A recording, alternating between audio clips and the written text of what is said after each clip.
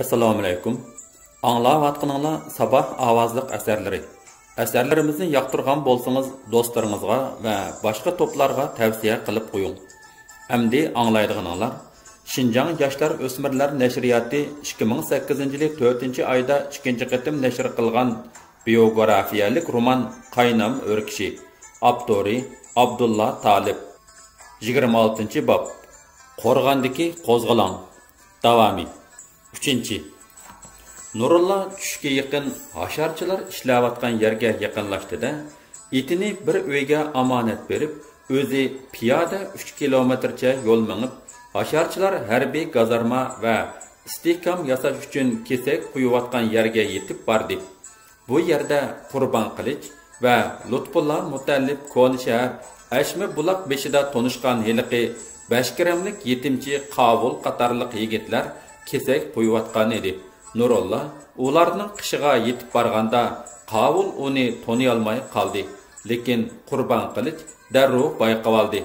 "Qavul, birodarim, tinchlikmisan?" Nurulla tunishliq bergandan keyin Qavul uni tunib qizg'in salomlashdi. Undan keyin Nurulla, Qurbon Qilich va 5 gramlik Qavul qirlangan kesak tuvida o'ltirib uzun so'zlashdi. 5 gramdan ilg'i ketaman deb kelgan odam, ilg'i ketmay bu yerda nima qilib yursan? Nurulla chaqchaq qilib Qavulni gapga soldi. "Yo'l ochilsa ketmamdi", dedi Qavul kulib. "Yo'lni kesak bilan to'sib qo'yayotsang, egiz muzdavonni kesak bilan texmo egizlataman desang, yo'l o'zi ochilamdi? Zulmning zo'ri, o'zingning sho'ri nima mal bor? Jur'at qilsa amal tepiladi. Asharga kim boshchi? Hasan Paypur, u hozir nada? Eli keladi. Kuniga nechidan kesak qo'ysizlar? 500 dan. Bu berilgan vazifa. Amalda sancho aran 350. Mantiqi hammaning oldi. Kuniga 1000 dan qo'ya olmamsan? Jon kerakda. Jonni nimaga lozim qilsan? Abdulliqmi? Mantiqi o'ylanmadim. Oila hovliqi ko'rmadim. Jinimni hasharga silib beramdiman? Men hilila Qarabog'da bir qizni ko'rib keldim. Alamsan, o'zi chiroyli, mijozi obdan bo'lsa, voy divona, haling biqib haltat, xaltang biqib o'n degan gapni unutib qoldingmi? Yanchiqunda bir dachanning tayini yo'q. Texsanga chiroy tanlashni kim qo'yibdi? Qavul pisingida kulib qo'ydi. Dal shu chaqda kesaklikka qara qapliq tapancha esib olgan Hasan Paypur keldi. Nurulla o'rindan turib Hasan Paypur bilan salomlashdi va uningga tonishliq berib, "Men mava ishki tuqunimni yo'qlab keldim. Ularni og'rib qapti deb anglab, hasharni o'zim tugitib beray deb kelishim. Ruxsat bo'lsa, kesak qo'yishga yordamlashiman", dedi Nurulla. Hasan Paypur Nurullaning bosh oyog'iga bir qarab chiqib, "Bu yigitlar hammadan ko'p qo'yibotidi. Agar sen xolis yordam berishni xohlasang, qarshi olamiz", dedi. "Xohlayman. Qo'limdan nurg'un ish keladi. Gizi kelganda sizlar uchun jang qila olayman. Lekin mening bir talabim bor. Men 5 kunlik ishni 2 kunda tugatib qo'yaman. Qolgan 3 kunlik vaqti mening o'z erkimda bo'lishi lozim." "Mayli, shundoq bo'lsin. Men uningga kepillik qilaman. Rahmat sizga. Undaq bo'lsa, men bugundan boshlab kesak qo'yishni boshladim." Shundoq qilib, Nurulla kesak qo'yishni boshladi. Qavul bilan Qurbon Qilich layga tushdi. Ular 2 soat ichida 400 kesak qo'ydi. Qavul bilan Qurbon Qilich lay ulgurtib berolmadi. Oxiri Nurulla layga o'zi tushdi. Bu kuni namozdigargacha Nurulla 700 kesak qo'ydi. U bir mingishida 2 qilipliq layni ko'tarib mang'atdi. Hasan Paypur Nurullaning kesak qo'yish mahoratidan hayron bo'lib, ishdan tushadigan chaqda uni kesakchilar ichida maqtab ketdi. Atsi tong saharda o'rnidan turgan Nurulla Qavul va Qurbon Qilich bilan birga ishga tushib, peshin bo'lg'uchilar 2500 kesak qo'yib, 5 kunlik normini tugatib qo'ydi. Uning bu mahorati Hasan Paypur orqali Gomindaning harbiy shtabiga anglandi. Nurullaning emgek tanqini anglagan gomindanchilar kunda digudek kesaklikka kelib olib, Nurullaning mahoratini tomosha qiladi. Gahilari uningga tamaka tutatdi. U bo'lsa tamakini elib, qo'liqiga qistirib qo'yib ishni qilaveradi. Uning jarangliq naqsha sadosi qo'rg'onning ichini zilzilaga keltiradi. Tomuzning issiqi kishilarni ko'ydirib qaraytayotgan edi. Qurulda odam soni va harbiy mudofaa kuchi jihatda beshi qetib turayotgan Gomindan shtabi Hasan Paypur orqali Nurullaning qo'limdan nurg'un ish keldi, gizi kelganda sizlar uchun jangmi qila olayman degan so'zini tahlil qilib, uningga ishonch bildirib qolmasdan darhol bir tapancha berib, uni cheriklar orasida Hasan Paypurga yordamchi qilib belgiladi. Nurulla yog'och at hilisining dastlabki g'alabasini qo'lga keltirdi. Kesak maydoniga kelib, bir qancha kun ichida xili ko'p vaqtni tejab qolgan Nurulla darhol Hasan Paypurga aytib qo'yib, Qurban qilich bilan qavulni boshlab Momayning uyiga qarab mandi. Yo'lda ketib etib, yiliqi itini omonat bergan uyiga kirdi. Bu bir savdogar oilasi edi. Nurulla uyiga kirgandan keyin, "Mening bu itim dangliq at. Sizlar savdogar kishi ekanlar. Otni minib sinab ko'rsizlar. Agar yarasa at silida qolsin. Menga hozir bir ko'nglaklik atlas, bir chapalliq toji, bir kiyimlik shativar berib tursizlar. Atning narxini o'zlari pichib bersizlar.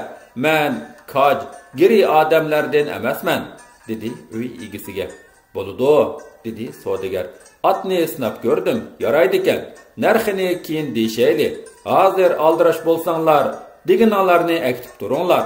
Lozim bo'lsa yana bor." Savdogar darhol Nurulla degan raxtni ochdi. Qavul raxtni yo'gab qo'lga oldi. Ular savdogar bilan xo'shlashib chiqib ketdi.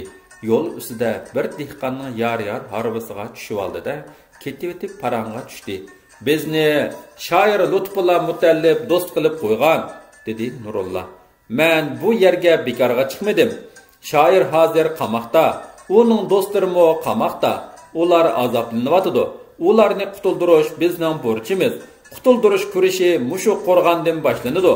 Qani, sizlar qanday qaraysizlar? Undaq bo'lsa, biz bugun bu latputini ko'tarib nega boramiz?" dedi Qavul hayron bo'lib. "To'yingni qilg'il bormiz." Qavul o'ppida bir qizardi-da, yana bilindirmasga silib, "Av kundiksi o'ynish degan gapim edi. Nimancha xijil qilasan?" dedi. "Yo'q, sen bir yetimchi, kiradigan, chiqadigan to'shkung yo'q. Bu ish burunla mening xiyolimda bor edi. Sen avval qizni ko'rib boq. Yarab qolgudek bo'lsa ish o'ng'i tortidi." Nurulla bir oz o'ylanib bilib so'zini yana davomlashtirdi. "Lekin oila xovliqini ko'raman deb, ozodlik bilan erkinlikning xovliqini unutib qolsang bo'lmaydi. Buni har qachon esingda ching tut. Bo'lmasa hammadan mahrum qolasan. Xotirjam bo'l," dedi Qavul. Nurullaning shartini darhol qabul qilib, ular buloq bo'yida dehqonga rahmat aytib, harvadan tushib qoldi-da, Momayning uyiga kirdi. Momay bilan qizi uyda muntishib o'ltirishgan ekan. Ular kamda o'ltirgandan keyin Momay bilan tinchlik so'rashib, ondan qizidan inisi Ismatni so'radi. Qiz inisining buloq beshiga mol boqili ketganligini aytdi. "Sizlarning bu o'pchörda ayol tuqqaninglar bormi?" deb so'radi Nurulla Momaydan. "Mening bir navra singlim bor," dedi Momay. "Qichqirib kelishga bo'lamdi?" "Bo'ladi, yugur, bolam Chimangul. Ittik berib Rozxon achani qichqirib kel." Chimangul uydan yugurib chiqib ketdi. Bir necha minutdan keyin Rozxon kirib, mehmonlar bilan samimiy tinchlik so'rashdi. Chimangul mehmonlarning yo'shirin so'zi borligini sezdi-da, darhol dalon uyga chiqib ketdi. "Men bugun bu uyga o'g'illik uchun yenimdiki inimni boshlab keldim. Ma'qul bo'lish yoki ma'qul bo'lmaslik Chimangulga va har birlariga bog'liq. Mening bu inimmo yetim bola, mushu uyga qariyalaydi. Bugun har qaysilarini yo'qlig'ach oddiyla kelib qoldik," deb Nurulla kelish muddasini aytdi. Nurulla akelgan sovg'atliq narsalarni Momayning oldiga qo'ydi. "Voy rahmat," dedi Rozxon Momayga vakolatan. "Avara bo'lishiblar. Xiridaring bo'lmasa zibolig'ing na ativa deb har birlari xiridorimiz bo'lishgan ekanlar. Sizlarga ko'p rahmat. Keyingi gap bolalarning ixtiyorida. Bizning hech qanday fikrimiz yo'q." Rozxon mehmonlarning oldidan sovg'atni ilib dalan uyga ko'tirib mandi va Chimangulga choy tayyorlashni buyurdi. Mo'maymu Ro'zaxonning kaynidan chiqib, o'ylida uzun pichirlashdi. "Qandaq, joyidimi?" so'radi Nurulla. Fursatdan foydalanib qavuldi. Qavul qizirib gap qilolmadi. Nurulla yana qistab, "Demamsan, nariyarmidi?" deb so'radi. "Ko'zi joyida ekan", dedi Qavul tasdiqda. Nurulla qaqaqlab kulib ketib, "Belli, ko'zing malton edi ekan. Rost, go'zallikning birinchi belgisi ko'zda. Yigit bilan qizning uchrashish shartimi ko'zda bo'ladi. Shunga ahu ko'zlikim, xumar ko'zlikim deb tasvirlashidi. Lekin sen Chimangulning anardek qizil mangziga, qunduzdek sumbul chichiga qaramabsan-da. Keyingi qatimda obdan sapsilib ol. Ammo" dedi. "Nima? Ammo ayg'ini demamsan? Ammo qizlarning ko'zini bo'sh ko'rma. Qizlarmo yer ostidan qaragan bo'lib, sening hamma yeringni 5 qo'ldek bilib olaydi. Bugun aldirab qolmagan bo'lsaq, sarg'och qishingni qargul suyi bilan yoki siyodanim bilan bir oz qarditib kelgan bo'lsaq, yaxshi bo'lmoqchi ekan." Qavul bilan qurbon qilib, do'sti Nurullaning so'zini anglab, qaqaqlab kulishib ketdi. Ular kulkisini to'xtatolmay turgan chaqda Ro'zaxon dasturxon ko'tarib kirdi. Mehmonlarning oldiga non bilan qatiq qo'yildi. "Qani, elisizlar, kambag'alning chiyi tishqi dora debdikan", dedi Ro'zaxon mehmonlarni taklif qilib. "Undaq demisizlar, bizmo har qaysilariga o'xshash kambag'al kishilar. Bu intayin esil tamoq", dedi Nurulla. "O'zlari Chimangul va opamiz bilan obdan kengashib, keyingi qatimda bizga javob bersizlar. Biz shu javoblarga qarab ish ko'raylik. Bu ishqa hammamiz qo'shilamiz. Chimangul bir talliq qiz, ochamning qo'li ig'ir. To'ydan keyin yiroqqa aktif qolsa, ocham qiynaladi.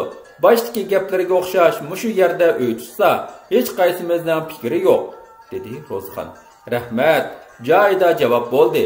Qolgan gaplarimizni keyin so'zlashaylik", dedi Nurulla. 4.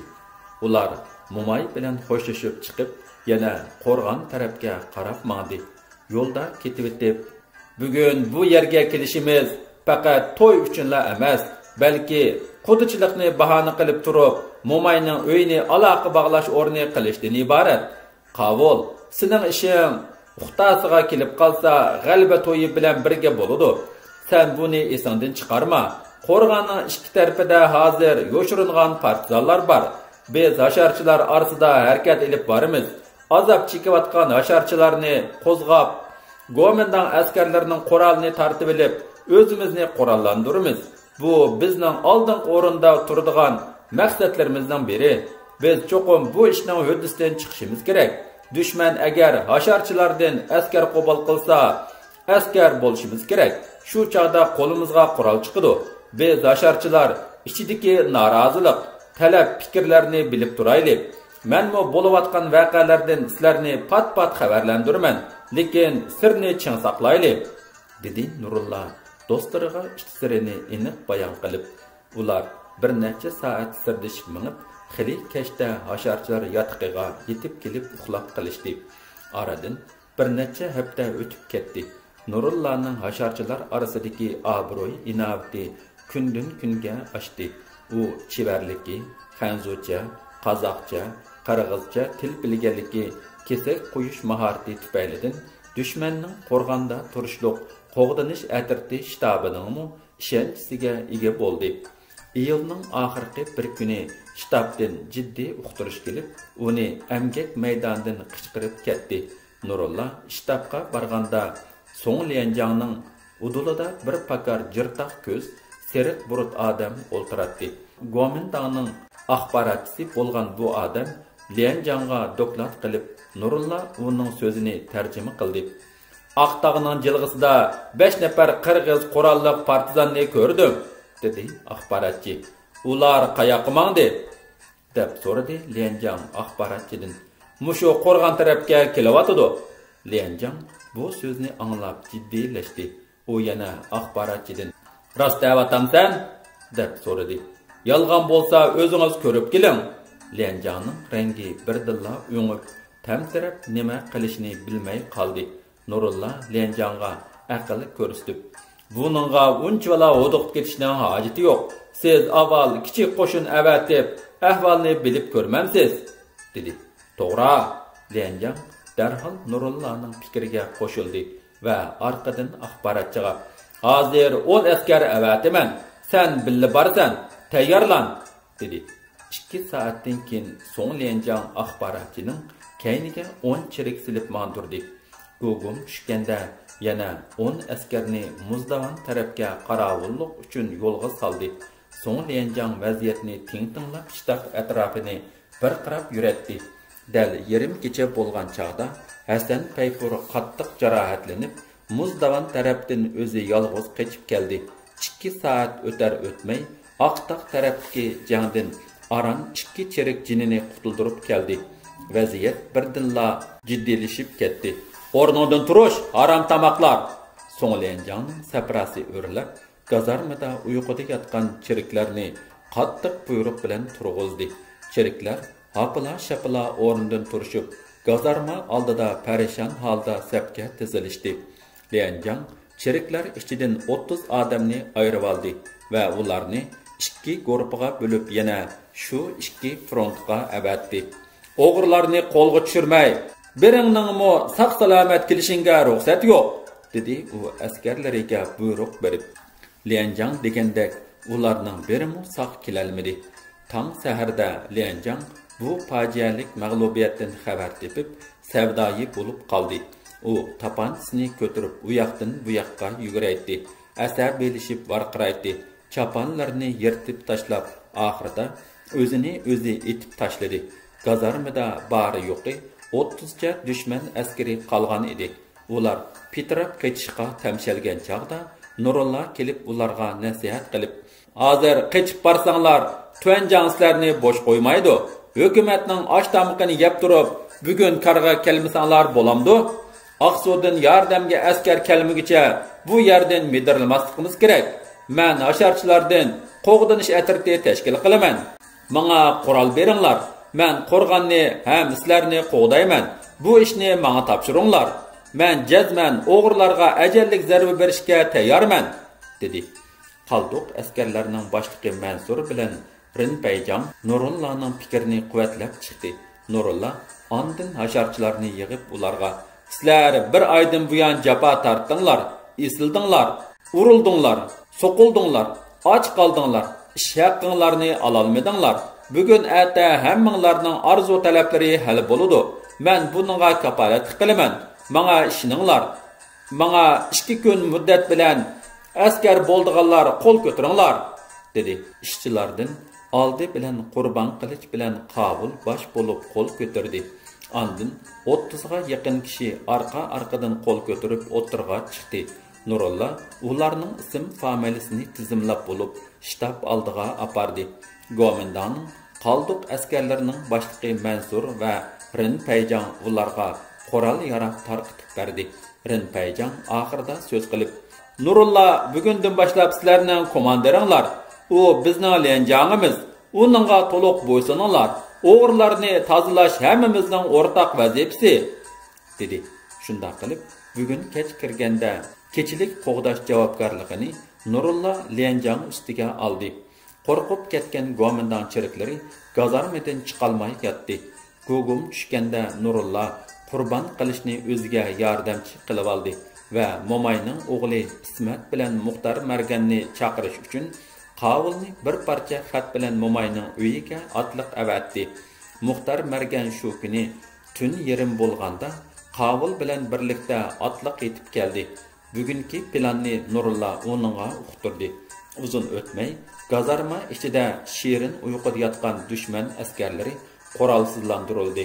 Ertasi saharda bütün ishchilar, partizanlar kesak maydoniga to'plandi. O'lja ilingan 60 at pidoyi bo'lgan ishchilarga tarqitib berildi. Go'mindan askarlarning rasxot pulidan har bir ishchiga 200 so'mdan ish haqqi berildi.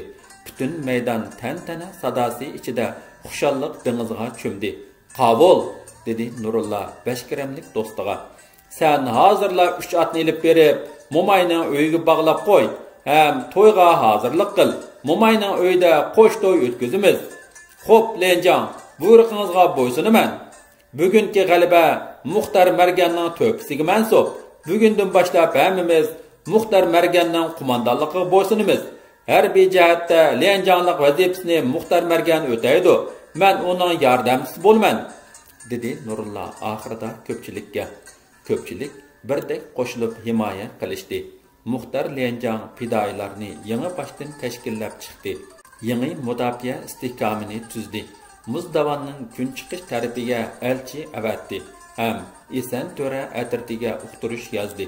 Nurulla vaqtni g'animat bilib savdogarning uyiga kirib, to'yliq uchun olgan raxtning pulini berib, Aral duldulini qaytarib oldi. Ham bir necha qur kiyimlik raxt setib oldi. Qavul Momayning uyidan qaytib kelib, "Atlarni bog'lab qo'ydim. Momayga bugungi xo'sh xabarni yetkazdim", dedi Nurullaga.